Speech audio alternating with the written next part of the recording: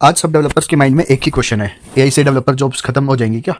तो इसका एक ही आंसर है कि जॉब्स खत्म नहीं होंगी, बट डेवलपर का रोल चेंज हो रहा है। सो इसके लिए हमें क्या करना पड़ेगा, मतलब हमें क्या ऐसा पढ़ना पड़ेगा कि in the next 2 to 3 years कि हमारी जॉब सेफ रहे। सबसे पहले डेवलपर्स को जो टाइम स्पेंड करते थे बेसिकली बॉयलर प्लेट कोड पे, बेसिक एपीआईज बनाने में या रेपिटेटिव कोड करने में, ठीक है, तो क्या हो रहा है कि अब एआई ये सब फास्ट जनरेट कर रहा है। ठीक है, इसका मतलब ये है कि वैल्यू शिफ्ट हो रही है from writing the code to understanding the systems and solving the problems. ठीक है, तो फ्यूचर में कंपनीज ये एक्सपेक्ट करेंगी कि डेवलपर्स कम हो बट जितने भी डेवलपर्स हो स्ट्रॉन्ग हो, ठीक है, जो एआई का यूज करके प्रोजेक्ट की डिलीवरी फास्ट कर सके। तो अब बात करते हैं कि रिस्क में कौन है फिर। तो रिस्क में वो है वो डेवलपर्स जो सिर्फ कॉपी पेस्ट करते हैं, जो एआई का यूज़ नहीं करते, जो सिस्टम को नहीं समझ पा रहे। ठीक है, बेसिकली हमें आर्किटेक्ट लेवल की नॉलेज भी रखनी है।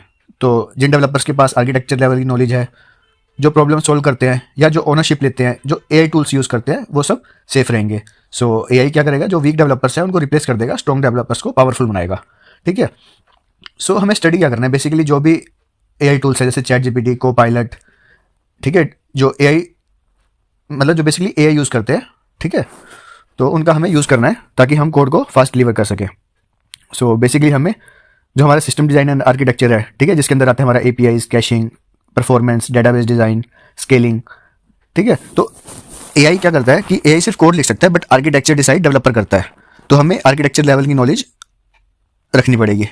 और अब बात करते हैं कि जैसे कम्युनिकेशन एंड ओनरशिप, ये सब एक डेवलपर को लेनी पड़ेगी, जिससे क्या होगा कि जो भी हमारे फ्यूचर में डेवलपर्स होंगे उनको सिर्फ कोड नहीं लिखना, उन्हें सिर्फ कोड की बजाय डिसीजंस भी लेने होंगे, फीचर्स को ओनरशिप लेनी पड़ेगी फीचर्स की।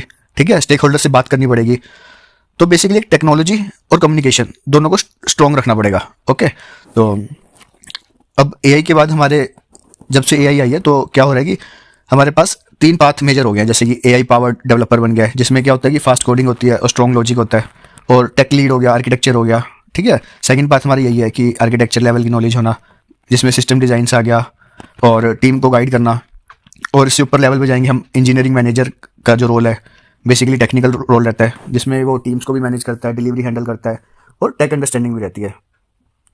तो बेसिकली हमें एआई को यूज़ करके आगे बढ़ना है, एआई पे फुल डिपेंडेंट भी नहीं होना और सिस्टम को इग्नोर नहीं करना। हमें सिस्टम लेवल डिज़ाइन भी अच्छे से आना चाहिए। तो एआई को यूज़ करो, सिस्टम को समझो, ओनरशिप लो और कॉन्टिन्यूस अपस्किल करो अपने आप को। अगर ये स्किल्स हमने बिल्ड कर लिए तो नेक्स्ट फ्यू ईयर्स में डेवलपर का स्कोप स्ट्रॉन्ग रहेगा।